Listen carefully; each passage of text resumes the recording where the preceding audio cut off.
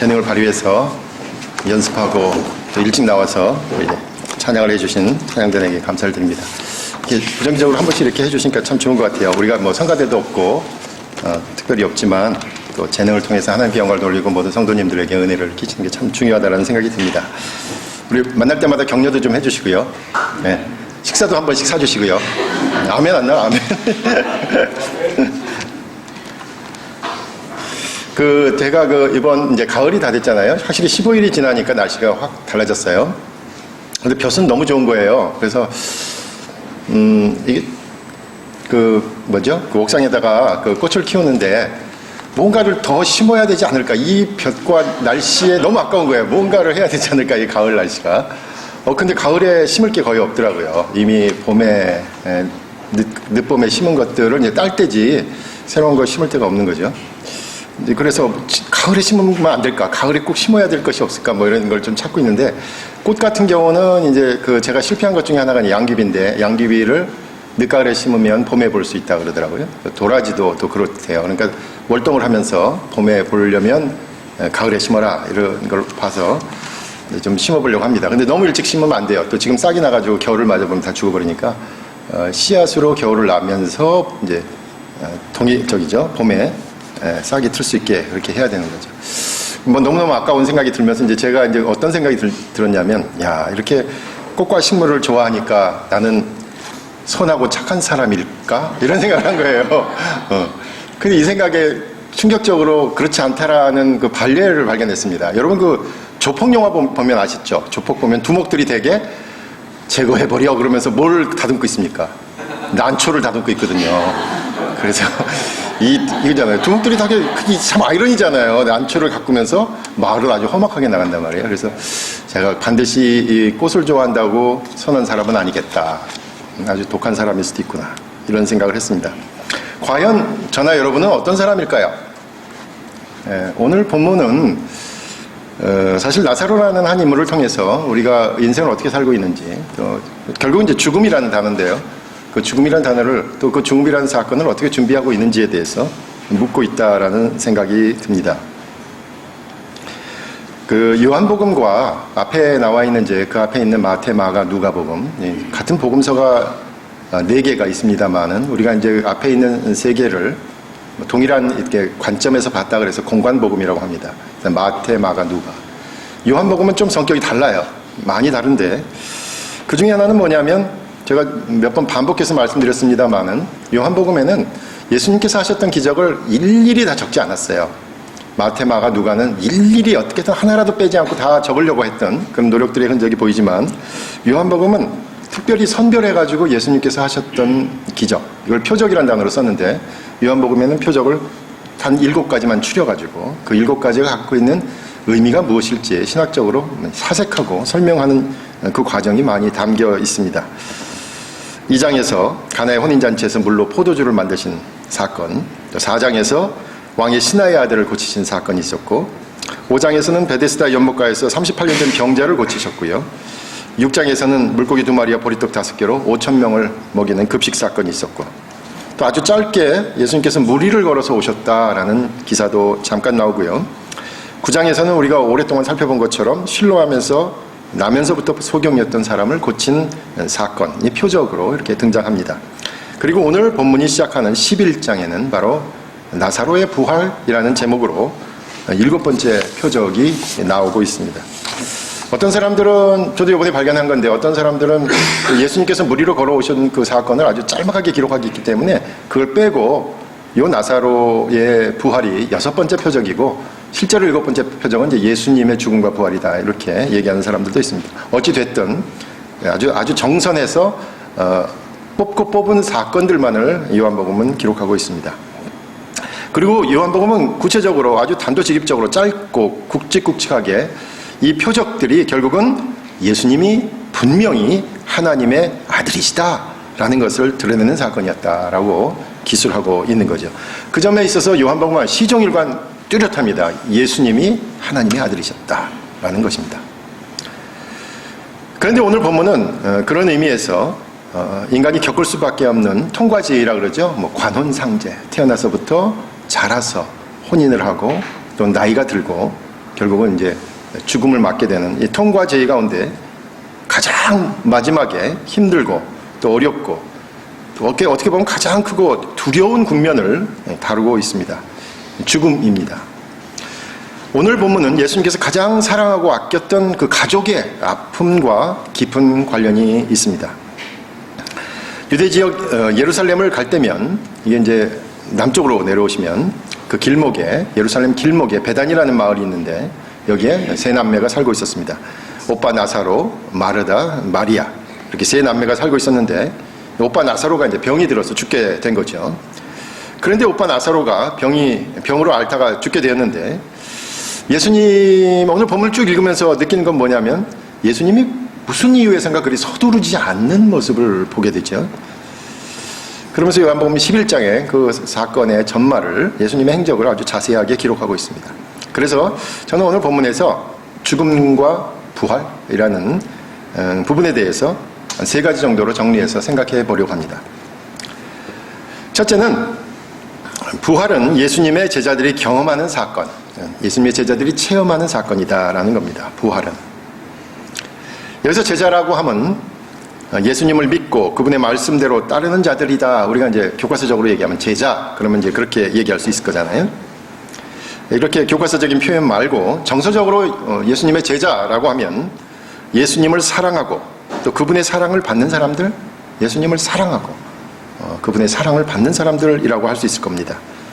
그런 의미에서 나사로와 그 두 여동생은 분명히 예수님의 제자들이었습니다. 그 근거로 오늘 본문 3절에 보면 그렇게 표현되어 있죠. 사랑하시는 자가 병들었나이다. 나사로를 사랑하시는 자라고 얘기하고 있어요. 다른 사람들도 예수님의 사랑과 그 세 남매의 사랑을 알고 있었죠. 5절에서도 이렇게 기록합니다. 예수께서 본래 마르다와 그 동생 나사로를 사랑하시더라. 거기다가 또 잠깐 2절에는 그 마리아를 설명하면서 뭐라 그럽니까? 향유를 주께 붓고 머리털로 주님의 발을 닦던 자. 얼마나 그 사랑이 넘치면 사람들 앞에서 그 여자의 몸으로 말이에요. 그죠? 향유를 붓고 그 팔로 머리털을 닦았다. 이게 참 되게 어려운 동작이잖아요. 이 가족들이 예수님에 대한 사랑을 분명히 알 수 있는 대목입니다. 그런데 흥미로운 사실은 이 나사로의 죽음과 부활 이야기가 요한복음에만 등장한다는 겁니다. 아까 말씀드렸잖아요. 공관복음은 될 수 있는 대로 모든 자료들을 끌고 모으려고 했고 요한복음은 선별하려고 했는데 오히려 요한복음에만 등장하는 게 나사로의 죽음과 부활의 이야기입니다.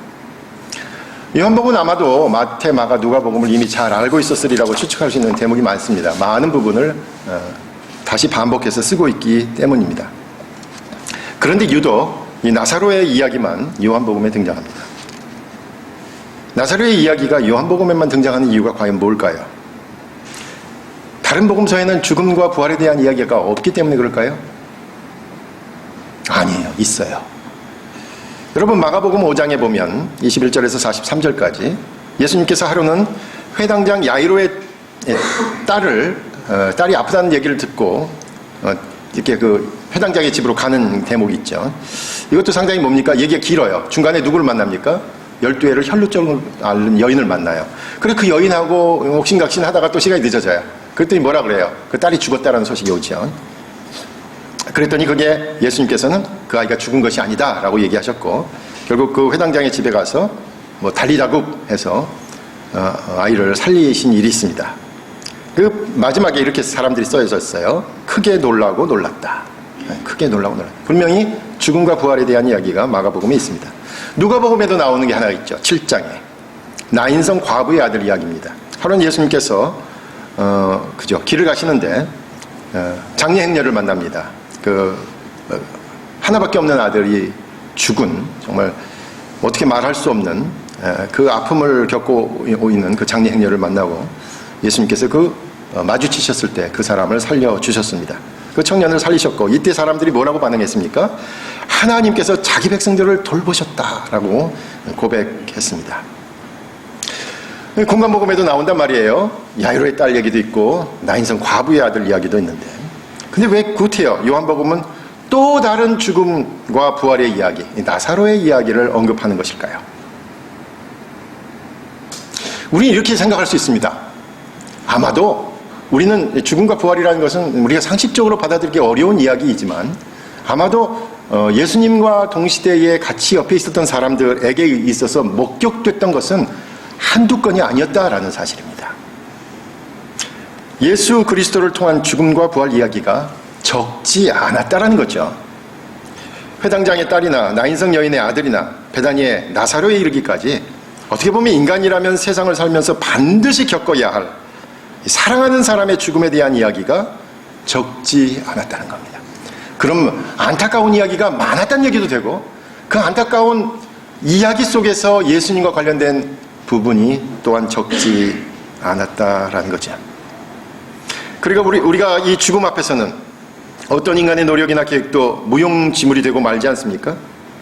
바로 그 죽음이라는 공포의 대상이 순간적으로 다가올 때에 가까이 다가왔을 때의 그 상황에 대해서 복음서는 놓치지 않고 전하고 있습니다.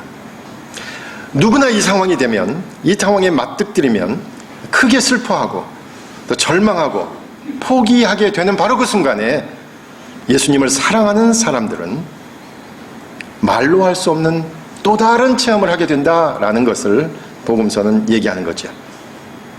그래서 그 일이 있고 나서 정신을 차리면 주변의 사람들이 얘기했던 것처럼 하나님께서 자기 백성들을 돌보셨다라고 밖에는 얘기할 수 없다는 거예요. 우리가 그 일을 당하면 어떻게 세상을 살아갈까? 내가 사랑하는 사람을 보내고 어떻게 살 수 있을까? 라고 좌절에 빠지지만 그 일을 겪고 나면 주님을 사랑하는 사람들의 입에서는 하나님께서 정말로 나를 돌보셨구나 라고 밖에는 말할 수 없는 그런 상황이 있다는 겁니다. 그런 의미에서 예수 그리스도께서 하나님이시다라는 거지요.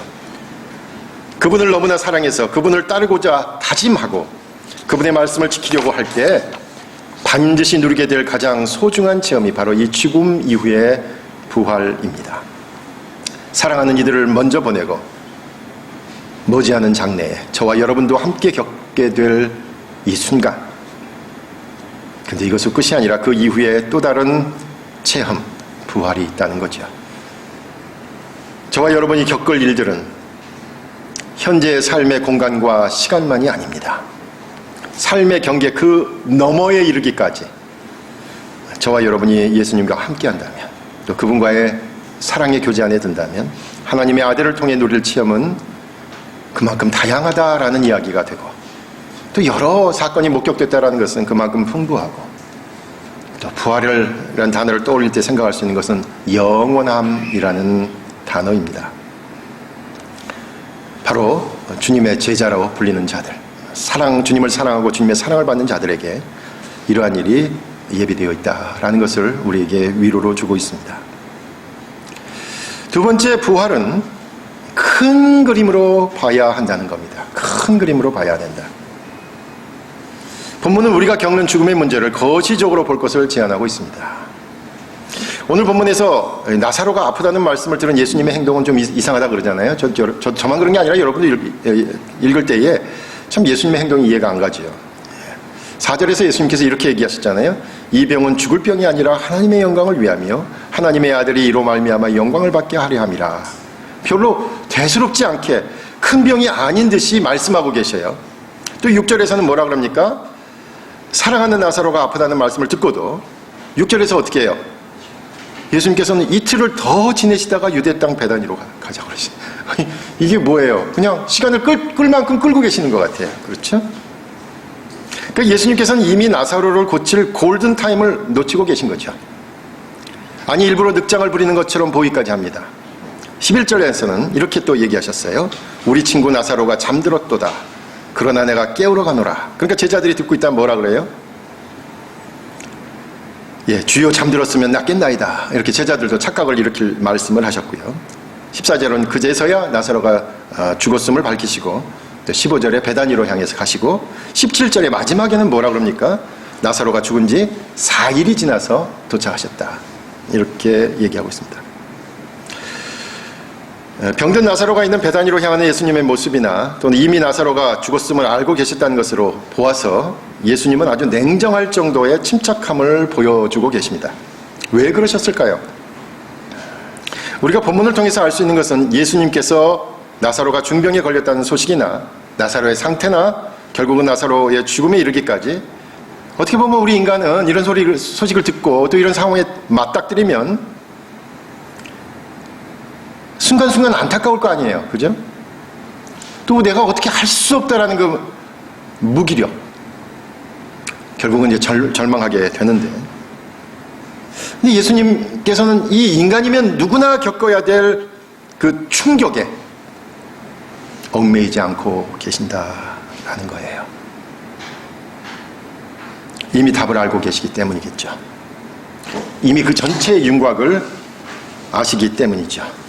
15절에서 이렇게 말씀하셨습니다. 내가 거기 있지 아니한 것을 너희를 위하여 기뻐하노니 이는 너희로 믿게 하려 함이라 라고 말씀하신 것에서 분명히 알 수 있습니다. 우리 같으면 어떨까요? 이런 일이 당하면, 우리 가족이나 본인에게 당하면 어떡할까요? 특히 사랑하는 사람에게 이런 일이 있으면 내가 거기 있지 않아서 너무나 안타깝고 어떤 도움도 되지 않아서 너무나 미안하고 그래서 어찌할 바를 모르겠다라고 말해야 되는 바로 그 상황인데 예수님께서는 나사로의 죽음, 그 너머의 상황을 바라보고 계시다는 겁니다. 그런 의미에서 오늘 본문은 저와 여러분이 인간의 가장 절망적인 상황 그 너머를 바라보며 눈앞의 상황보다 더 큰 그림을 볼 것을 제안하고 있습니다. 신앙은 분명히 인간이 바라볼 수 있는 그 너머를 바라보며 순간순간의 일들에 깊이 일희일비하지 말 것을 의미합니다. 신앙은 그런 의미에서 근시안이 아닙니다. 멀리 바라보는 눈, 밝은 눈을 갖는 것입니다. 우리가 이제 광복절과 관련해서 많은 사람을 떠올리지만 특별히 그 윤동주 시인을 생각하면 그렇잖아요. 광복이 되던 그 해에 몇 달 해방되기 바로 몇 달 전에 옥에서 세상을 떴어요. 29살 젊은 날에 요절한 불쌍한 시인이었잖아요. 해방이 되기 바로 몇 달 전에 옥에서 세상을 뜰 때만 해도 그는 유명한 시인도 아니었고요. 독립투쟁의 목소리를 높였던 열혈 청년도 아니었습니다. 그런데 그가 남긴 100여 편의 시를 읽는 우리 모두는 윤동주의 시를 읽을 때마다 자기를 돌아보게 만들잖아요.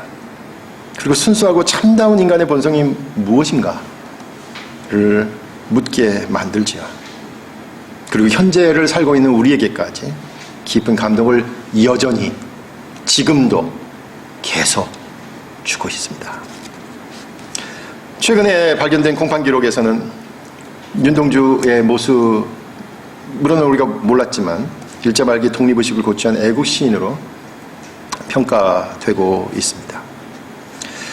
그 윤동주 씨에 대해서 잠깐 조사해 보니까 그 시어가 아주 순수하고 단순하고 어떻게 보면 어린이 같은 표현들이 많은데 근데 이분이 그래서 아주 순수한 사람이고 그래서 누구의 영향을 쉽게 받았을 거라고 생각하는데 친구들이 그 시를 같이 읽고서 야 여기는 이렇게 고쳤으면 좋겠다 여기는 이렇게 바꿨으면 좋겠다라고 얘기하면 절대로 안 고쳤대요. 그런 고집은 또 있었다 그러더라고요. 그런 대쪽 같은 마음이 있었을 겁니다. 자기가 표현하려고 했던 부분에 대해서. 그런 의미에서 우리가 생각해 볼 부활은 순간의 일로 오르락 내리락 하는 감정의 기복을 넘어서는 겁니다. 멀리 보는 시야를 확인하고 그리고 검증하는 것이 될 것입니다. 마지막으로 세 번째 부활은 결국 오늘의 주제인데요. 결국 믿음을 전제한다는 겁니다. 오늘 나사로라는 개인을 좀 더 가까이서 살펴보면 죽음과 그 이후의 부활은 결국 믿음으로만 받아들여지며 기대하고 소망하는 것이다. 믿음으로만 받아들여지고 믿음으로만 기대하고 소망하는 것이다 라고 말할 수 있습니다. 나사로는 사실 오늘 요한복음 11장 외에서는 별로 언급이 되고 있지 않아요. 나사로가 도대체 어떤 사람인지에 대해서는 알 수 없습니다. 그런데 우리가 복음서 전체를 살펴보면 나사로라는 이름이 한 번 또 등장하는 곳이 있습니다. 그것은 어디예요? 누가복음 16장에 예수님의 비유 가운데 나사로라는 인물이 등장해요. 바로 부자와 거지의 얘기 있잖아요. 그 제목의 비유에 등장하는 거지의 이름이 나사로입니다. 아니, 그 나사로나 이 나사로가 다른 사람이겠죠. 여기는 실제 인물이고 여기는 비유에 등장하니까. 그런데 전혀 근거가 없는 것 같지도 않아요. 예수님께서 나사로를 언급하시면서 요한복음에 오늘 본문에 등장하는 나사로를 염두에 두시고서 그 거지의 이름을 나사로로 칭하신 것 같아요. 왜냐하면 누가복음에서 예수님께서 나사로를 언급하시면서 죽음을 얘기해요. 살아서는 그 가난 가운데서 먹을 것을 못 먹고 병이 들어서, 그죠? 개들이 와서 그 질병을 핥았던 그 나사로가 죽어서 아브라함의 품에 들었다라는 예를 들 때 나사로를 언급했습니다. 그러니까 누가복음에서도 나사로는 죽은 사람으로 등장하고요. 또 함께 등장하는 부자도 나중에 죽게 되죠. 그런데 죽음 이후의 상황이 이 세상의 상황과 전혀 반대가 됩니다. 나사로는 위로를 받지만 부자는 음부의 불 속에서 고통과 괴로움을 겪습니다. 그래서 나사로를 발견한 그 부자가 간청을 합니다. 나사로를 시켜서 그 손가락 끝에 물 한 방울만이라도 적셔서 자기에게 와서 먹여달라고 하는 거죠. 그러자 아브라함은 얘기합니다. 나사로와 부자 사이에 큰 구렁텅이가 있어서 넘어갈 수가 없다라고 해요. 그러니까 그 부자가 또 다른 간청을 하는데 그 대목이 오늘 본문의 나사로와 무척 관련이 있어 보입니다. 누가복음 16장 27절 28절에서 부자는 이렇게 부탁합니다. 나사로를 내 아버지의 집에 보내소서. 내 형제 5이 있으니 그들에게 증언하게 하여 그들로 이 고통받는 곳에 오지 않게 하소서라고 부탁하는 겁니다. 다시 말해서 나사로를 다시 살려달라는 부탁이죠. 남아있는 가족이 회개하고 믿음을 얻을 기회를 주라고 부탁하면서 31절 만일 죽은 자에게서 그들에게 가는 자가 있으면, 그러니까 부활하는 자가 있으면 회개하리다, 이렇게 부자가 이야기하죠. 근데 아브라함이 뭐라고 얘기합니까? 모세와 선지자에게 듣지 아니하면 비록 죽은 자 가운데서 살아난 자가 있을지라도 고난을 받지 아니하리라 라고 결론을 내립니다. 죽었다 살아나도, 죽음과 부활이 눈앞에 벌어져도 받아들이지 않을 거라는 거죠. 나사로라는 인물을 통해 알 수 있는 사실은 부활이라는 도저히 생각할 수 없는 그 기적이 일어나더라도 그 사건만으로는 회개하거나 믿게 만들 수는 없다는 겁니다. 앞에서 언급한 회당장의 딸이나 나인성 부인의 아들, 그리고 나사로가 죽음을 체험하고 그 이후에 부활했지만 가만 생각해보면 그 사람들 지금까지 살고 있지 않잖아요. 결국은 또 죽었겠죠. 그 부활한 이들도 다시 죽음을 맞았을 것입니다. 그런 의미에서 나사로의 죽음과 부활이 주변 사람들에게 과연 어떤 효과가 있을지 물어보게 됩니다. 죽음과 부활은 인간의 상식으로 도저히 받아들일 수 없는 사건이고 설명입니다. 그런데 그 일이 일어나더라도 정작 믿음이 없으면 부활을 인정하지 않는다는 거죠. 오히려 믿음을 가진 사람에게 의해서만 고백되는 것이 부활입니다. 믿음의 사건이 부활을 인정하는 겁니다. 부활의 사건이 믿음을 생기게 하는 게 아니라 믿음만이 부활을 인정하고 받아들이게 하고 현실로 해석하게 만드는 겁니다. 누가복음 비유에 등장하는 나사로는 이 세상에서 극심한 가난과 질병으로 개들이 핥았다라는 내용을 전하고 있습니다. 그리고 죽음 후에 그가 큰 위로를 받았다는 내용을 전하고 있습니다. 그러므로 나사로는 오늘 우리에게, 지금 저나 여러분처럼 살아있다라고 말하고 있는 저와 여러분에게 어쩌면 죽음에 대해서 진지한 마음을 가질 것을 권하고 있는 것입니다.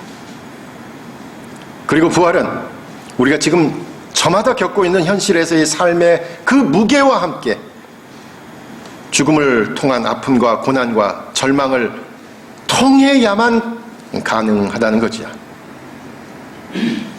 일전에도 말씀드린 것처럼 우리가 사랑하는 사람의 죽음은 그 한 사람의 죽음으로만 끝난 것이 아니라 그를 사랑하는 사람 모두가 함께 죽는 겁니다. 그가 만약 살아있었다면 그와 함께할 시간과 공간이라는 미래가 우리에게 있어서 죽어가는 것이기 때문입니다. 그래서 어렵고 힘든 거죠. 그래서 또한 부활이라는 종교적인 교리로 그 어떤 죽음에 대해서도 가볍게 말하는 것은 용서될 수 없을 겁니다. 아니, 오히려 인간이면 언젠가 바로 그 지점에서 우리 모두가 비로소 진정한 종교인이 되는 것은 아닐까 하는 겁니다. 죽음과 부활은 설명할 수 없습니다. 증명할 수도 없습니다. 말할 수도 없습니다. 온갖 절망과 기대의 언어가 합쳐진 부분이기에 믿음으로 밖에는 설명할 수 없는 영역입니다. 감히 죽음과 부활을 말할 수 있다면 지금 우리 눈앞에서 사라지고 없어지고 죽어가는 이들에게 대해서 더 진지하고 애정 있는 태도를 가져야만 한다는 겁니다. 앞에서 말씀드린 윤동주 시인의 서시에도 그런 대목이 있잖아요. 별을 노래하는 마음으로 모든 죽어가는 것을 사랑해야지. 그리고 나에게 주어진 길을 걸어가야겠다. 이 대목이 어쩌면 죽음을 맞이하는 저와 여러분의 자세여야 되겠다라는 생각을 합니다. 광복절이라 그런지 여러 가지 이제 그 여행 이렇게 안내하는 곳에서 특히 독도에 간 사람들에 대한 이야기가 나오더라고요. 그죠? 3대가 덕을 쌓아야 독도에 접안해서 내려갈 수 있다는 거 아니에요? 날씨가 좋아야지만 접안하는. 거기 보니까 대한민국 동쪽 땅 끝 이렇게 써여 있더라고요. 근데 독도에 내리는 사람들 보니까요, 다 뭉클해가지고, 그죠? 그 내려가지고 공통적으로 하는 게 있어요. 대한민국 만세를 부르거나, 거기 가면 괜히 애국가를 또 불러요. 애국자들이.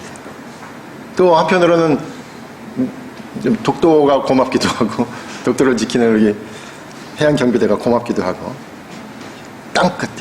우리가 갈 수 있는 경계, 우리나라라고 할 수 있는 경계이잖아요. 땅끝이 거기만 있는 건 아니에요. 해남, 남쪽 끝에도 땅끝, 토말이라는 곳이 있죠. 나의 문화유산 답사기에 그런 대목이 있잖아요. 자살을 꿈꾸던 어떤 시인이 어디서 죽을까를 하다가 버스가 지나갔는데 땅끝행이라고 돼 있는 거예요. 그래서 그냥 그 버스를 타고 거기서 뛰어내리리라 생각하고 그 버스를 잡아 탑니다. 그래서 땅끝에 갔는데 거기서는 새로운 시작이 있다 라는 것을 발견하고 삶의 소망을 가지고 돌아왔다라는 이야기가 있습니다. 죽음을 맞닥뜨릴 때 우리는 인간으로서 더 이상 갈 수 없는 경계, 그 끝에서 느끼는 외로움과 절망도 함께 아주 처절하게 느낄 겁니다. 제가 아무리 이렇게 얘기해도 저나 여러분이 그 순간에 맞닥뜨리면 외롭고 두려울 겁니다. 그런데 오늘 보면 우리에게 뭘 얘기할까요?